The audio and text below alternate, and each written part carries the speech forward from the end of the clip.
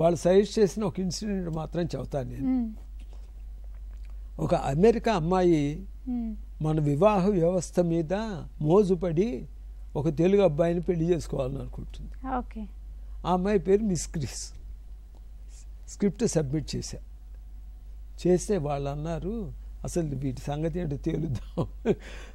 ఆ వేషం అమెరికా అమ్మాయి అయితే ఇది subject to that the script is approved అన్నారు. అమెరికా అమ్మాయి ఎక్కడ దొరుకుతుంది? తిరిగి పిచ్చెక్కిపోయినట్టు తిరిగాను. సిస్టర్స్ దగ్గరికి వెళ్ళి, ఇక్కడ సికింద్రాబాద్లో ఎవరో ఉంటారు కొంతమంది అమెరికన్స్, అంటేను అమెరికన్ అంటే కంప్లీట్గా అమెరికన్ కాబట్టి అట్లీస్ట్ ఫారినర్. తిరుగుతుంటే పిచ్చెక్కినట్టు తిరిగిపోతున్నా. మా పెద్దమ్మాయి అప్పుడు సిఎంసిలో వర్క్ చేసేది. డాడీ ఇట్లా తిరుగుతున్నాడని వాడికి ఇక్రిసాట్ వాళ్ళతో టచ్ ఉండేది.